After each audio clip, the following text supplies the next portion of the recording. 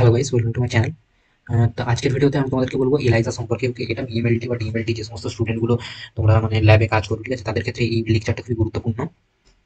ওকে, বিশেষ করে বিএমএলটি দের যারা মেনলি সেকেন্ড ইয়ারে, ঠিক আছে, বা থার্ড ইয়ারে যারা পড়ো, ঠিক আছে, এটা তাদের ক্ষেত্রে বেশি গুরুত্বপূর্ণ। এবং ডিএমএলটি তে যারা সেকেন্ড ইয়ারে পড়ো তাদের ক্ষেত্রেও মেনলি এটা গুরুত্বপূর্ণ, বা বাকি যারা জানেন তাদের ক্ষেত্রে গুরুত্বপূর্ণ। ওকে, তো এলাইজা কি? এলাইজা হচ্ছে enzyme linked immunosorbent assay. Okay, এটা কি? Enzyme linked immunosorbent assay. এটার মাধ্যমে আমরা কি ডিটেকশন করি ল্যাবে? আমরা কিভাবে এলাইজা কেন এত মানে এটার সাহায্যে আমরা যে কোনো পেপটাইড, প্রোটিন, অ্যান্টিবডি এবং হরমোনকে ডিটেকশন করতে পারি। ওকে, এটা আমাদের কি? এটা একটা ডায়াগনস্টিক টুল, যেটা মানে পরীক্ষাগারে সংক্রমণ রোগের শনাক্তকরণ বা স্বাস্থ্যের অবস্থা পর্যবেক্ষণের জন্য এই এলাইজা মেনলি করা হয়। ওকে, এইবারে এলাইজাকে আমরা কিছুগুলো ভাগে ভাগ করি। তার মধ্যে চারটে আমরা এলাইজাকে ভাগে ভাগ করি। চারটে ভাগের মধ্যে কি কি? একটা হচ্ছে ডাইরেক্ট, একটা ইনডাইরেক্ট, ওকে, আরেকটা হচ্ছে স্যান্ডউইচ, আর একটা হচ্ছে স্যান্ডউইচ, আর একটা কম্পিটিটিভ এলাইজা আছে। ঠিক আছে, আজকে না তোমাদেরকে এই তিনটে এলাইজা নিয়ে আমি আলোচনা করবো। ঠিক আছে, একটা হচ্ছে ডাইরেক্ট এলাইজা, একটা ইনডাইরেক্ট এলাইজা এবং একটা স্যান্ডউইচ এলাইজা। কম্পিটিটিভ এলাইজা আমরা নেক্সট লেকচারে আলোচনা করবো। ওকে, আর তোমাদের যদি পিডিএফ চাই তোমরা আমার চ্যানেলকে ফলো করতে পারো। আমি এই পিডিএফটা আমাদের ওই হোয়াটসঅ্যাপ চ্যানেলে আমরা ডিসক্রিপশন বক্সে লিঙ্ক দেওয়া আছে। ওকে, হোয়াটসঅ্যাপ চ্যানেলে আমি পিডিএফটা তোমাদেরকে প্রোভাইড করে দেবো। তারপর প্রসিডিউর সম্পর্কে বলবো। এবার প্রথমে আমরা দেখে নিই যে এলাইজা মেনলি কি, এলাইজা কিভাবে করা হয়। ঠিক আছে, এইগুলো হচ্ছে মাইক্রোটাইটার প্লেট। এগুলো মেনলি মার্কেটে কিনতে পাওয়া যায়। ঠিক আছে, এর সাথে লাগে আমাদের একটা এলাইজা রিডার লাগে। ওকে, তো এই মাইক্রোটাইটার গুলো, এটা 69 ওয়েল মাইক্রোটাইটার প্লেট। ওকে, এর মধ্যে কি থাকে? প্রিভিয়াসলি অ্যান্টিজেন কোড করা থাকে। ওকে, তো কিভাবে এলাইজা আমরা মেনলি করি? এলাইজা হচ্ছে, আমরা দেখলাম যে চার প্রকার এলাইজা হয়: একটা ডাইরেক্ট, ইনডাইরেক্ট, স্যান্ডউইচ এবং কম্পিটিটিভ এলাইজা। ওকে, আমাদেরকে অ্যান্টিজেন ডিটেকশন করতে হবে। ওকে, তো একটা হয় ডাইরেক্ট এলাইজা। ঠিক আছে, ডাইরেক্ট এলাইজা এই এর মধ্যে ওয়েলস এর মধ্যে প্রিভিয়াসলি অ্যান্টিজেন কোড করা থাকে। এরপর যদি আমরা পেশেন্টের এরপর যদি আমরা পেশেন্টের মানে স্যাম্পেল দিই, সেরাম দিই, পেশেন্টের যদি সেরাম দিই, ওর মধ্যে নিশ্চয়ই অ্যান্টিবডি থাকবে। ঠিক আছে, ওই অ্যান্টিবডি তারপর ওতে এনজাইম অ্যাড করে এবং সাবস্ট্রেট অ্যাড করে আমরা মেনলি কালারটাকে ওই এলাইজা রিডার, যেটাকে আমরা স্পেকট্রোফোটোমিটারের সাহায্যে ওই কালারটাকে আমরা দেখে নিই। এটা তাহলে সিম্পল হচ্ছে, আমরা ডাইরেক্ট প্রথমে কি করছি? অ্যান্টিজেন প্রিকোডেড থাকে, আমরা তারপর হিউম্যান বডির যে সেরামের মানে হিউম্যান বডিতে সেরামে প্রেজেন্ট অ্যান্টিবডিকে আমরা এর মাধ্যমে ডিটেকশন করি। ওই অ্যান্টিবডি আমরা দিচ্ছি, তারপর ওর কালারটাকে আমরা ভিজুয়ালাইজেশন করছি। তাহলে এটা সিম্পল প্রসিডিউর, এর জন্য এটাকে আমরা বলছি ডাইরেক্ট এলাইজা। ঠিক আছে, এরপর নেক্সট হচ্ছে ইনডাইরেক্ট এলাইজা। ইনডাইরেক্ট এলাইজাতে কি হয়? কারণ আমরা দুটো অ্যান্টিবডি ইউজ করি, একটা প্রাইমারি অ্যান্টিবডি এবং সেকেন্ডারি অ্যান্টিবডি।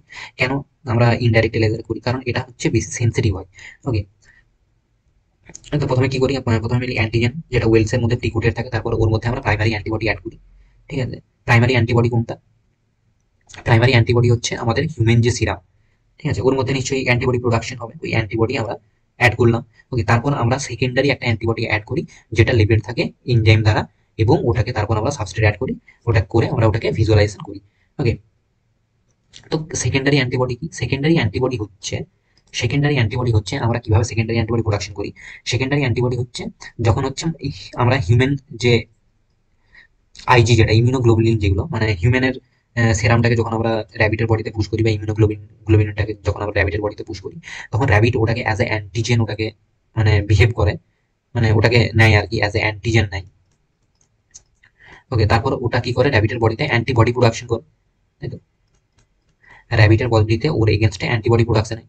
তাহলে ওটাকে আমরা কি বলতে পারি? আমাদের হিউম্যানসের সাপেক্ষে আমরা অ্যান্টিবডি বলতে পারি। ঠিক আছে, বা সেকেন্ডারি অ্যান্টিবডি বলতে পারি। ওই সেকেন্ডারি অ্যান্টিবডিটাকে আমরা এখানে মেনলি দেওয়া হয়, তারপর ওটাকে সাবস্ট্রেট অ্যাড করে আমরা কালারটাকে স্পেকট্রোফোটোমিটারের সাহায্যে ভিজুয়ালাইজ করি। তাহলে এটা ডাইরেক্ট আমরা না করে ইনডাইরেক্ট ভাবে এলাইজাটা করছি, এই জন্য এর নাম কি? Indirect ELISA. তারপর স্যান্ডউইচ এলাইজা। স্যান্ডউইচ এলাইজার মধ্যে যে ওয়েল গুলো হয়, ঠিক আছে, ওর মধ্যে প্রিকোটেড থাকে, অ্যান্টিবডি প্রিকোটেড থাকে। ওকে, তারপর ওতে আমরা পেশেন্টের সেরাম অ্যাড করি, পেশেন্টের সেরামে অ্যান্টিজেন প্রেজেন্ট থাকবে। ঠিক আছে, তারপর ওর মধ্যে আমরা কি তারপর আমরা অ্যান্টিজেন অ্যাড করি, তারপর আমরা পেশেন্টের সেরাম অ্যাড করি, পেশেন্টের সেরামের মধ্যে অ্যান্টিবডি প্রোডাকশন থাকবে। তারপর আমরা সেকেন্ডারি অ্যান্টিবডি অ্যাড করি, সেকেন্ডারি অ্যান্টিবডি কি আমরা বললাম, তারপর ওটাকে আমরা ইয়ে মানে এই মানে তারপর ওটাকে আমরা সাবস্ট্রেট অ্যাড করে তারপর ওর ইয়েটা কালারটাকে আমরা ভিজুয়ালাইজ করি স্পেকট্রোফোটোমিটার বা এলাইজার রিডারের মাধ্যমে। তাই এটাকে স্যান্ডউইচ কেন বলছি? কারণ কি, প্রথমে একটা অ্যান্টিবডি, তারপর একটা অ্যান্টিবডি, দুটো অ্যান্টিবডি মাঝখানে অ্যান্টিজেনটা স্যান্ডউইচের মতো অ্যাক্ট করছে, এই জন্য এটাকে আমরা স্যান্ডউইচ এলাইজার বলে থাকি। তা এলাইজা গুলো কি? ডাইরেক্ট এলাইজা কি? এর মাধ্যমে আমরা বললাম যেটা একটা অ্যান্টিজেন ওর মধ্যে পৃষ্ঠের সাথে সংযুক্ত করা থাকে, তারপর ওই অ্যান্টিজেনকে শনাক্ত করতে আমরা একটা লেবেল অ্যান্টিবডি অ্যাড করি। ঠিক আছে, যার মাধ্যমে এটা সব থেকে সহজ পদ্ধতি এবং এটা কম মানে কম কস্টলি হয় এটা। তারপর দেখলাম যেটা ইনডাইরেক্ট যে এলাইজা, এটার মধ্যে প্রথমে একটা অ্যান্টিজেন থাকে, কোটেড থাকে, তারপর আমরা ওর মধ্যে প্রাইমারি অ্যান্টিবডি অ্যাড করি, তারপর ওতে আমরা কি করি সেকেন্ডারি অ্যান্টিবডি অ্যাড করি এবং তারপর ওটাকে এনজাইমের মাধ্যমে এনজাইম সাবস্ট্রেট ইয়ের মাধ্যমে আমরা ওই যে কালারটা ওটাকে আমরা রিডারের মাধ্যমে মেনলি দেখি। স্যান্ডউইচ এলাইজার ক্ষেত্রে আমরা দেখলাম যে প্রথমে একটা অ্যান্টিবডি প্রিকোটেড ছিল ওর মধ্যে, তারপর অ্যান্টিজেন অ্যাড করলাম, তারপর আবার অ্যান্টিবডি অ্যাড করা হলো, তারপর আবার ওর মধ্যে আবার সেকেন্ডারি অ্যান্টিবডি অ্যাড করা হলো যেটা লেভেল থাকবে এনজাইম দ্বারা, তারপর ওর মধ্যে সাবস্ট্রেট অ্যাড করে ওটাকে আমরা রিডারে ভিজুয়ালাইজ করছিলাম। এইভাবে মেনলি স্যান্ডউইচ এলাইজা কাজ করে। তারপর এলাইজার প্রসিডিউর কি, আমরা এলাইজা মেনলি কিভাবে করবো, তাহলে কি কি নেওয়া হয়, এলাইজা কিভাবে করা হয়, স্টেপ বাই স্টেপ প্রসেসগুলো দেওয়া আছে এখানে। মেনলি কোটেড প্লেট আমরা প্রথমে ইউজ করি, যার মধ্যে অ্যান্টিজেন বা অ্যান্টিবডি কোট করা থাকে, ওটাকে আমাদেরকে 1 থেকে 2 ঘন্টা ইনকিউবেট করতে হয়, তারপর ওটাকে আমরা ওয়াশ করি, ওয়াশিং বাফার ওর মধ্যে মানে এলাইজার যে কিট ওর মধ্যে ওয়াশিং বাফার থাকে।